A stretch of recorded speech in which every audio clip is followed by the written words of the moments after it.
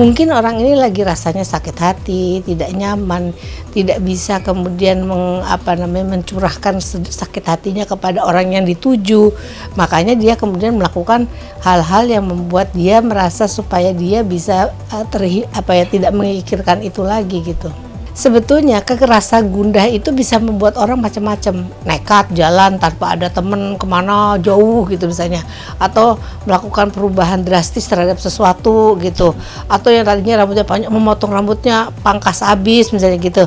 Tapi saya sebetulnya selalu kalau ada orang seperti itu yang drastis dan heboh sekali, apalagi dia di sosial media aktif banget, siap nggak nih nanti kalau dihujat atau ada, karena gini, apa yang kita upload itu kan pasti ada persepsi orang, kemudian penilaian orang. Nah itu sudah siap nggak?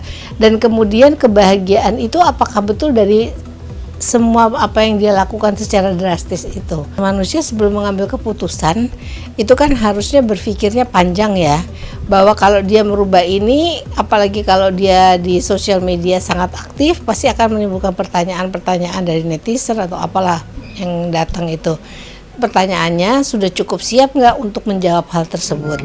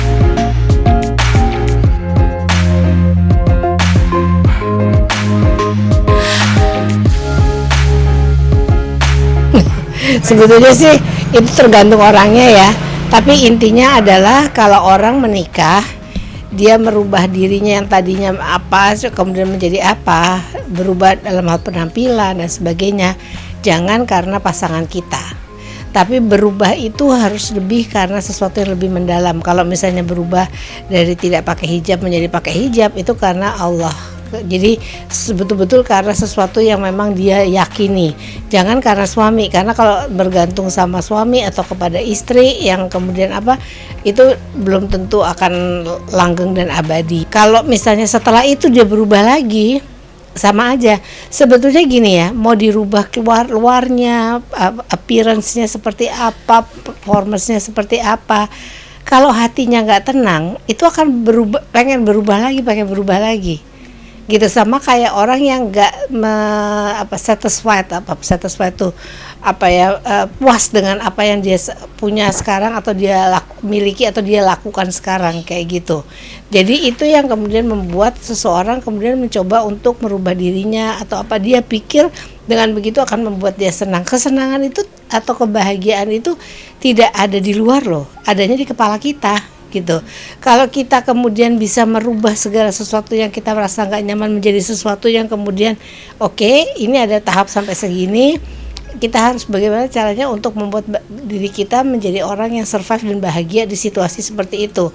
Mungkin dia tidak akan sibuk dengan yang di luar-luar gitu, aksesorinya gitu. Sebetulnya orang itu kalau dia merasa dia tidak bisa mencari jalan keluarnya, itu yang bermasalah adalah pada keterampilan hidupnya atau life skillnya. Dia tidak bisa melihat satu hal itu kemungkinan untuk bisa mencari jalan keluarnya seperti apa. Orang kalau dapat masalah kan harus dianalisis, ini masalahnya apa, kemudian setelah dianalisis dia mencoba melihat untuk apa sih yang bisa saya lakukan, dan bisa juga kemudian dia harus bisa mengkomunikasikan itu kepada orang lain agar bisa kemudian ada informasi-informasi yang bisa membantu dia. Lalu dia harus berpikir kreatif dari apa yang udah ada agar dia bisa kemudian mencoba untuk dari informasi itu mencoba berinovasi dan sebagainya untuk mencari jalan keluar dari masalah itu. Sebetulnya iya, tapi nggak selalu ya kalau menurut saya. Sebetulnya kalau misalnya dia bisa mencoba menganalisis sendiri, dan ini life skill ini sesuatu yang memang banyak sekali tidak diajarkan atau distimulasi ke anak agar anak memahaminya. Masalah kecil aja, kalau anak kecil tuh harus sudah bisa kemudian juga analisis untuk punya life skillnya. Kalau dia tidak dijemput orang tuanya, apa yang mesti dia lakukan? Nangiskah, guling-guling kah, marah-marah kah, atau kemudian bilang ke gurunya bahwa minta gurunya bantu untuk kemudian menelpon orang tuanya? Itu masalah sepele. Tetapi masalah dalam kehidupan rumah tangga juga bisa dianalisis seperti itu gitu. Jadi kemampuan analisanya tuh harus ada gitu.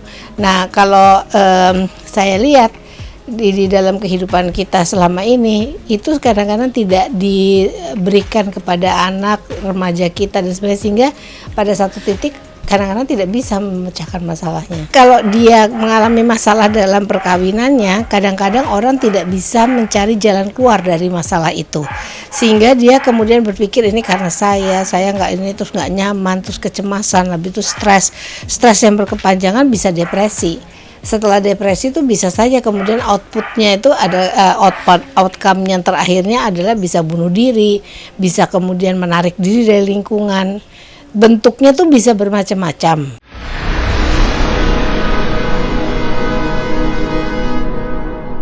Jadi jangan lupa untuk subscribe Cumi Cumi.